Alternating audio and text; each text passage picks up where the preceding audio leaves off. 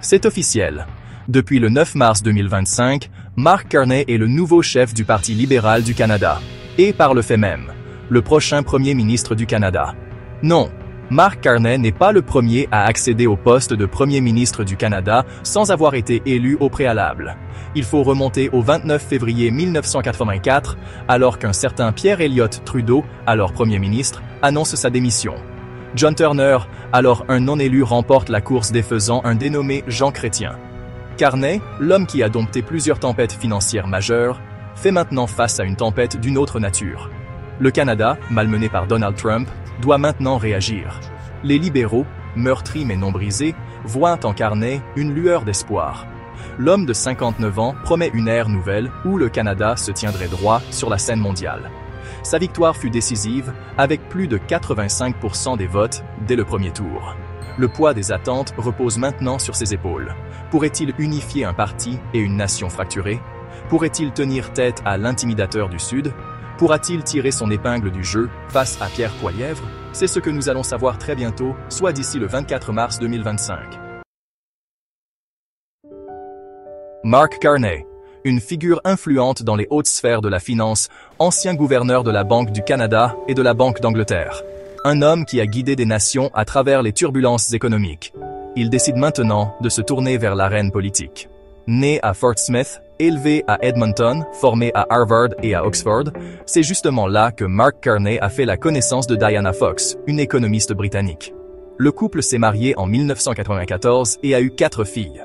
Le CV de Carney ressemble à une liste de vérification pour le leadership mondial. Selon ses dires, c'est son engagement envers le Canada qui résonnait le plus profondément. Il mentionne que ce n'est pas une prise de pouvoir, mais une mission. Carney ne chercherait pas le gain personnel, mais l'âme même du Canada selon ses dires. Il dit vouloir offrir de l'expérience et une vision pour faire du Canada une nation plus forte et plus indépendante. Le croyez-vous? Le Canada, jadis un symbole de stabilité, traverse désormais une période d'incertitude. La relation avec les États-Unis, historiquement marquée par le respect mutuel, s'est transformée en une guerre commerciale.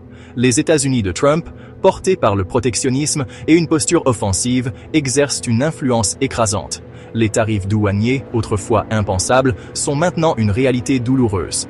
Les entreprises canadiennes font face à une instabilité grandissante, avec des tensions économiques qui menacent l'emploi et la stabilité du marché.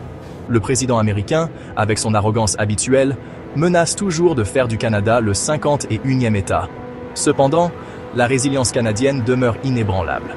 Doug Ford, le combatif premier ministre de l'Ontario, a décidé de jeter les gants.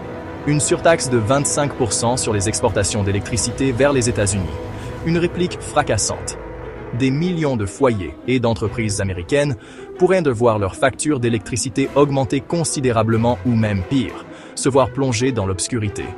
Le message de Ford est clair. Le Canada ne se laisserait pas intimider. Sa menace semble avoir porté fruit puisque, quelques heures après, Ford a suspendu sa surtaxe, disant avoir eu une conversation productive avec le secrétaire américain au commerce, Howard Lutnick. Carney et les libéraux font face à une décision cruciale. Devraient-ils capitaliser sur la vague médiatique et déclencher des élections anticipées? Devrait-il attendre en octobre 2025 et laisser le paysage politique se stabiliser au risque de perdre son élan? Est-ce qu'une attente serait favorable pour Poilievre afin qu'il puisse recadrer son message? Ou vaut mieux foncer maintenant pendant que le Canada apprend encore à connaître le nouveau chef libéral?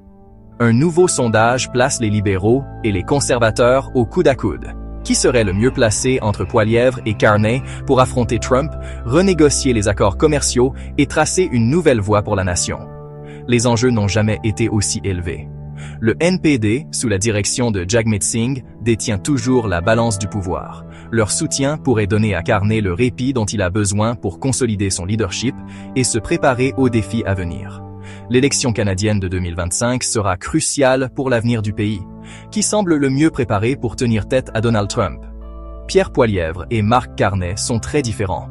Poilievre est un politicien populiste par excellence, tandis que Carney est un technocrate avec une expérience minimale en politique fédérale. Toutefois, ils s'entendent sur une chose. Ils veulent tous deux mettre fin aux dépenses inutiles. Privilégiez-vous des élections anticipées ou préférez-vous attendre octobre 2025? Dites-nous en commentaire ce que vous en pensez et abonnez-vous pour ne rien manquer de l'actualité politique. Imagine demain, aujourd'hui.